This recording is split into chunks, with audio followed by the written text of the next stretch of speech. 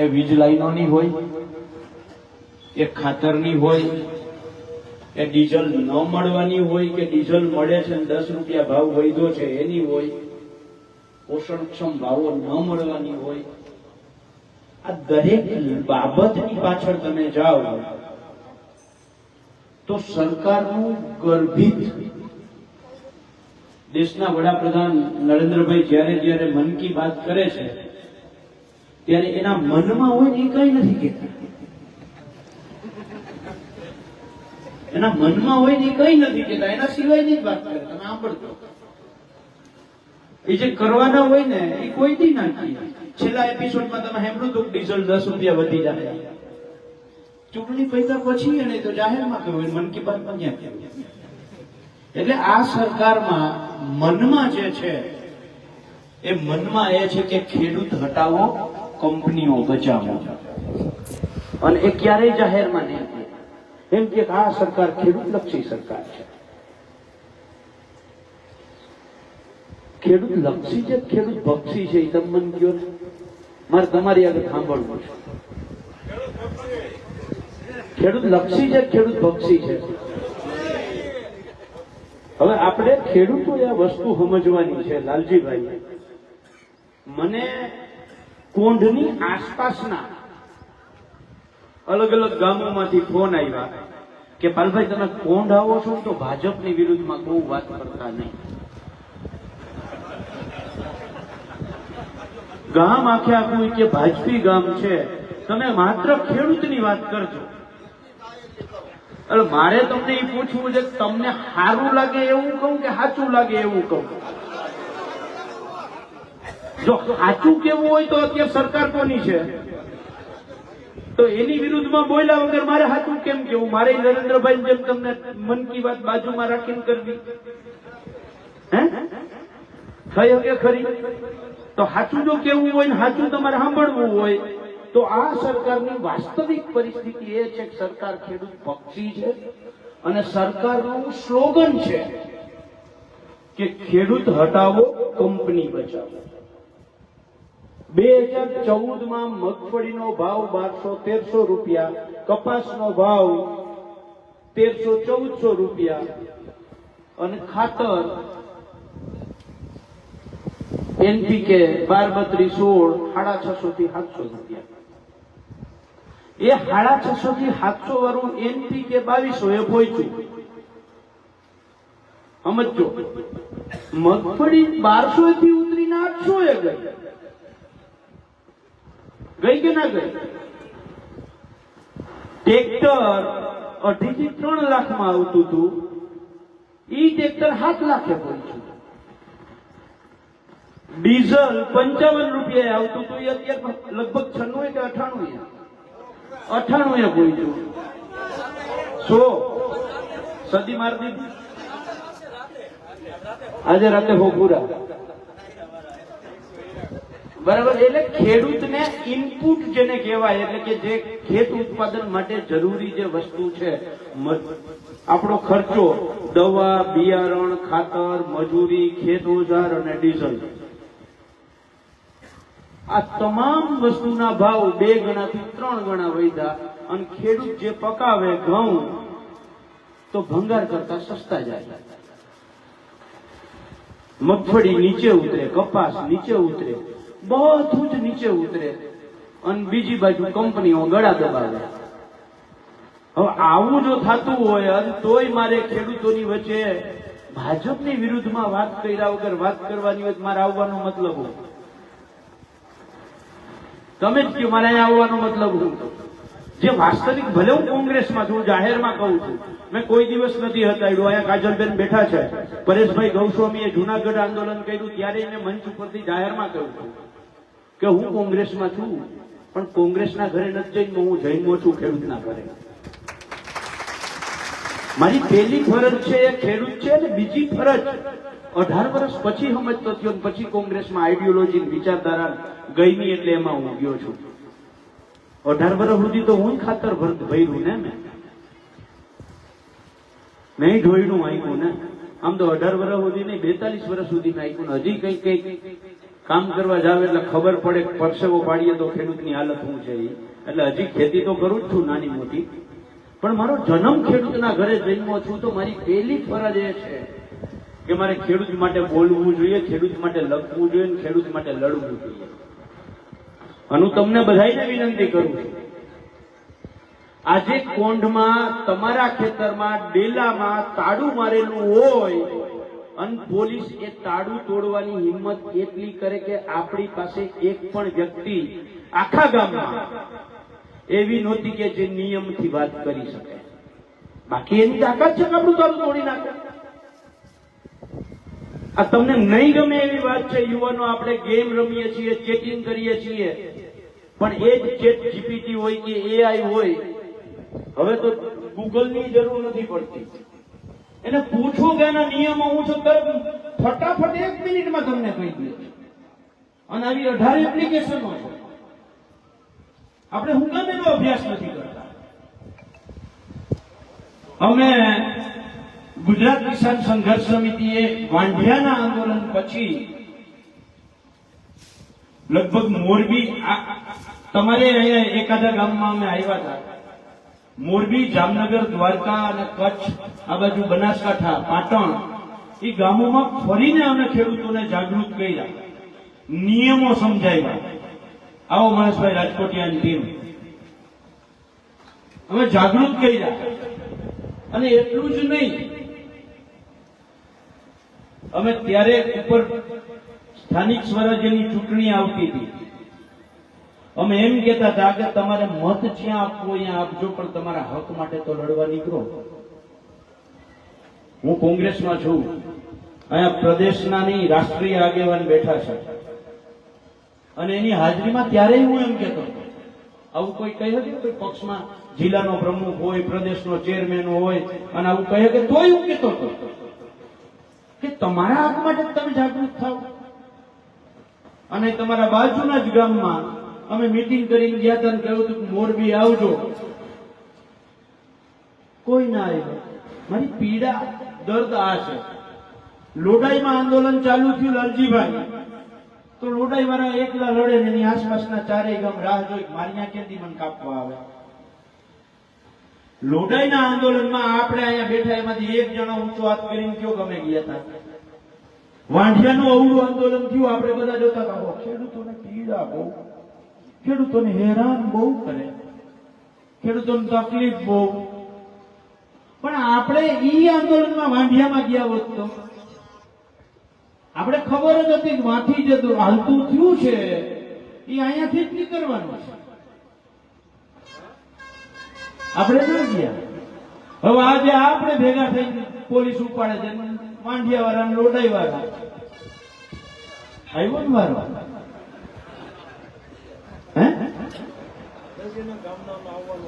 ના, એટલે હું લલજીભાઈ એના ઉપર જ આવું છું, એટલા માટે હું વાત કરું છું. આવો કરશનદાસ બાપુ ભાદરકા, સ્વાગત છે તમારું. આવું એટલા માટે વાત કરું છું કે વાંઢિયા લડતું હતું ત્યારે વાંઢિયાને આખા ગુજરાતના ખેડૂતોની જરૂર, મદદની જરૂર હતી. ટંકારા લડતું હતું ત્યારે ટંકારાને આખા ગુજરાતના ખેડૂતોની મદદની જરૂર હતી. આજે કોંઢ લડે છે, સાપકરા બાજુમાં લડે છે, તો આખા ગુજરાતના ખેડૂતોને મદદ કરવા આવવાની જરૂર છે. 20 જિલ્લાઓમાં ઇફેક્ટેડ છે. 20 જિલ્લાઓમાં આ વીજ કંપનીઓની અસર છે. હવે જો 20 જિલ્લાના ખેડૂતો ભેગા થાય તો તમે માનો છો કે સરકાર નિર્ણય ના કરે, એસઓપી ના કરે? માર્કેટ ભાવના 4 ગણા આપવાનો કાયદો બનાવવો જોઈએ, આવી આપણી માંગ છે. અમે ગુજરાત કિસાન સંઘર્ષ સમિતિની બહુ સ્પષ્ટ માંગ છે. માર્કેટ ભાવના 4 ગણા 2013ના જમીન સંપાદનના કાયદા મુજબ વળતર આપો, એક માંગ. જો એ ન કરી શકતા હો તો જે મોબાઈલ ટાવરનું તમે ભાડું આપો છો, ખબર છે ને મોબાઈલ ટાવરનું ભાડું આપે, ગામમાં મોબાઈલ ટાવર રહે એનું ભાડું આવતું હશે, જેના વાળામાં રહે, મોબાઈલ ટાવરનું ભાડું આપો છો, એવી જ રીતે ખેડૂતને એક ટાવર દીઠ ઓછામાં ઓછા 30,000 માસિક ભાડું આપી દો. જો બેમાંથી એકેય ઓપ્શન સરકારને અને કંપનીને પસંદ ના હોય તો એક થાંભલા દીઠ 2 કરોડ રૂપિયા ખેડૂતને દઈ દે, અમારે માથાકૂટ નથી કરવું. આના 2 કરોડમાં કઈ નથી થતું. મેં હિસાબ કરી લીધો. આ જ લાઈન છે એમાં 6400 થાંભલા આવે. ઈ પ્રમાણે હમણાં અદાણી સાહેબે જે અમેરિકામાં એના ઉપર લાગેલા કેસના પૈસા ચૂકવા ને એટલાય નથી થતા. હમણાં ચૂકવા ને ખબર તમને એટલાય નથી થતા એક લાઈનમાં. તો બધી વાંધો શું છે? તમે તો આજીવન કમાવાના છો આમાંથી. આપી દો ને ભાઈ, 2 કરોડ લેખા આપી દો. 2 કરોડ આપે ભાઈ આપણે કોઈ વાંધો છે? ઊંચા હાથ કરીને કયો કોઈ વાંધો છે? તો આપો ને ભાઈ. અમે ક્યાં ના પાડીએ છીએ? આવો રાજીપેથી. અમે ખેડૂતો બોલાવ્યું કે આવો મારે થાંભલો નાખી. 2 કરોડ એક થાંભલાને આપી દો, થાંભલો નાખી દો. આ 3 માંથી કોઈ પણ એક સરકાર આના માટેની એસઓપી કરે. હવે આમાં વિસંગતતા જોયા જેવી એ છે લાલજીભાઈ કે હું આ છે ઈ હળવદ અને ધ્રાંગધ્રાની બોર્ડર છે. મારો આ એક પગ છે ને એ હળવદમાં છે. હળવદની જંત્રી 2011 પ્રમાણે 11 રૂપિયાથી 21 રૂપિયા. હું ભૂલતો ના હોઉં તો, કદાચ ભૂલ હોય, બરાબર છે. આગળ ધ્રાંગધ્રામાં આવો, આમ કરીને આમ પગ મૂકો, આ હેઠો છે, આ હેઠો ક્રોસ કર્યો, આની પર પગ મૂક્યો તો આની જંત્રી 86 રૂપિયાથી લઈ અને 98 રૂપિયા સુધી. હવે એને 2021માં ડબલ કરો અને ત્યાર પછી 4 વર્ષના દર વર્ષના 40% લેખે મલ્ટીપ્લાય કરો એટલે લગભગ 290 રૂપિયા કે 300 રૂપિયાની આસપાસ આઈની જંત્રી થાય છે. અને ત્યાંની જંત્રી છે એ લગભગ 86 કે 87 રૂપિયાની આસપાસ થાય. હવે જોયા જેવું એ છે કે જ્યાં 86 રૂપિયા છે ત્યાં 945 રૂપિયા તમે આપ્યા. 919, 945, 985, ટૂંકમાં 900 થી 1000 રૂપિયાની વચ્ચે આપ્યા.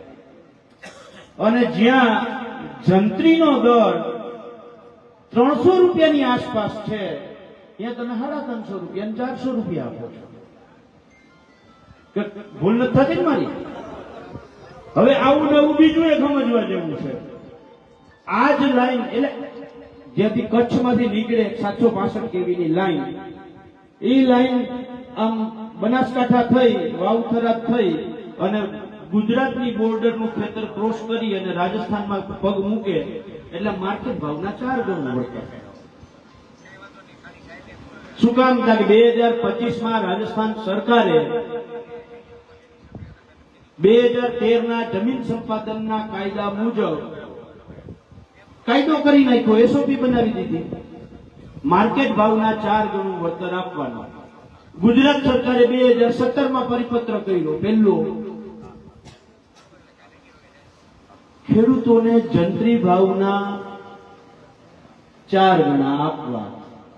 એમાં કોરિડોરના કેટલા? 7.5%. સમજો, કોરિડોર આવતો એટલે કે જેને તાર આવતો હોય ને એ 100 મીટર લાંબુ હોય અને માની લો કે આ 765 કેવી છે એટલે 67 મીટર પહોળું. એ પ્રમાણે 6700 ગુણ્યા જંત્રી એને ગુણ્યા 4 ગણા અને એના 7.5% કરી નાખવાના. જી આવે ખેડૂતને મળે. એની આમે અમે સતત લડ્યા એટલે 7.5 15 થયા. લડતા રહ્યા તો 2023માં એ 15 25% કર્યા. આંગળી પહોંચીને કોઈ દી થાંભલો થાય? આંગળી અમારી ગમે એવી આંગળી પહોંચે તો આ થાંભલો થવાની છે. આ સરકાર આંગળીને પહોંચાડીને થાંભલો દેખાડે તમને કે તમારો થાંભલો છે. એ 7.5%ના 25% કર્યા પણ તો ડોહું છે તો જંત્રી છે. સમજવાની આ જરૂર છે. નવશદભાઈ કહેતા હતા કે કાગળોની જરૂર નથી. નવશદભાઈ, કાગળ પણ એટલા જ જરૂરી છે અને જન આંદોલન પણ એટલું જ જરૂરી છે. કાયદો સમજવો, કાયદો જાણવો, કાયદાથી માહિતગાર થવું એ સૌથી પહેલા જરૂરી છે. એ જો માહિતગાર તમે હશો તો તમે લડવા નીકળશો. માની લો તમને ખબર જ નથી જે મેહુલે વાતની શરૂઆત કરી, જાહેરનામામાં જ આપણે કોઈ વાંધા અરજી નથી કહી દઈ તો પછી હાઈકોર્ટમાં જવું. ભરતસિંહ કે અમારા ઘરે હાઈકોર્ટમાં વકીલોની ફોજ છે, પણ ફોજ કરશે શું કામ? તમારો પાયો જ નબળો છે. એટલે ખૂબ જરૂરી છે બંને બાજુ જન આંદોલન અને હારે હારે ખેડૂતનો દીકરો જેવી રીતે પાવડો વાપરવામાં, હમા રાખવામાં હોશિયાર છે, એવી જ રીતે પેન હાંકવામાં હોશિયાર થવો જરૂરી છે. એના વગર આ શક્ય નથી. આગળની લડાઈઓ આપણી પેઢી તો વહી જાહે, આવનારી પેઢી માટે અઘરું થાય. અને આ બધાની સામે લડવા માટે આપણી પાસે બીજો કોઈ વિકલ્પ નથી કે ગાંધીનગરમાં સરકારને એક વખત હજારો ખેડૂતો સાથે મળી અને જઈને અલ્ટિમેટમ આપે. પેલા અલ્ટિમેટમ આપે કે 15 દિવસ કે 20 દિવસની અંદર 2013ના જમીન સંપાદનના કાયદા મુજબ માર્કેટ ભાવનું 4 ગણું વળતર જેવી રીતે રાજસ્થાન સરકારે એસઓપી કરી છે એવી જ રીતે ગુજરાત સરકાર કરે. જો એ ના કરવું હોય તો 30,000 એક થાંભલાનું માસિક ભાડું અમને આપો, અને એ ના કરવું હોય તો ફિક્સ એકવાર થાંભલો ઉભો કરો ને 2 કરોડ આપી દો. આ 3 માંથી એક ઓપ્શન સરકાર વિચારે. હારું ઈશ તમારું, તમે નક્કી કરો. કહી દેવું ને સરકારને. એટલે આ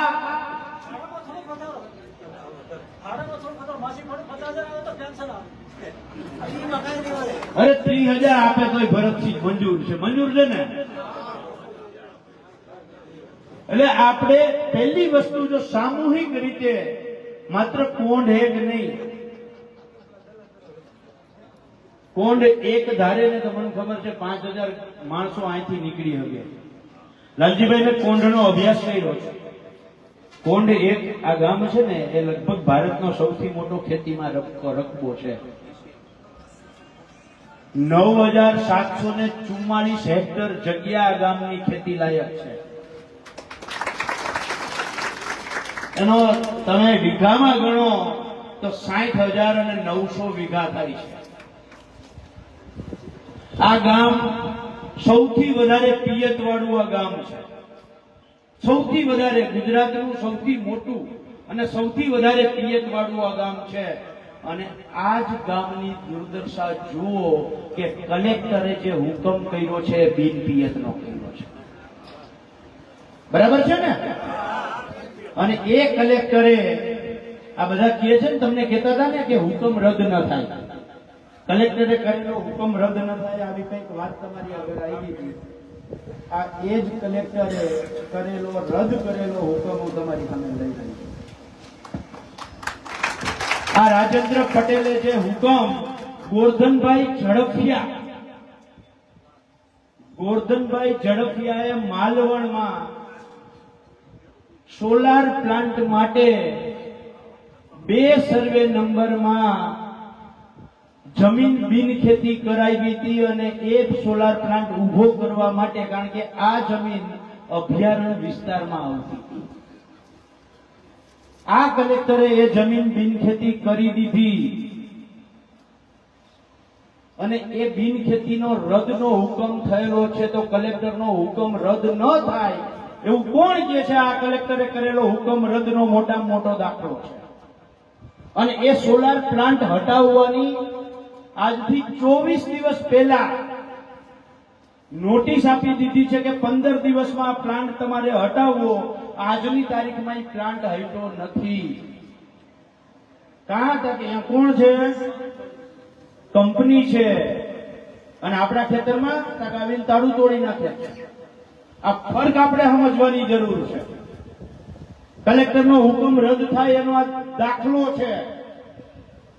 અને આટલા માટે અભ્યાસ કરવો જરૂરી છે. આટલા માટે માહિતગાર રહેવું જરૂરી છે. હું તો દ્વારકાથી આવું છું, સુરેન્દ્રનગરના માલવણની. મારા ઘર આ કોપી ક્યાંથી આવી? એટલે જરૂરી છે કે આ ખૂબ જરૂરી છે માહિતગાર થવું, અને એનાથી વધારે જરૂરી છે કે લડવું. અને આવનારા દિવસોમાં ગાંધીનગર જવાનું થાય તો આથી કેટલા લોકો આવશે?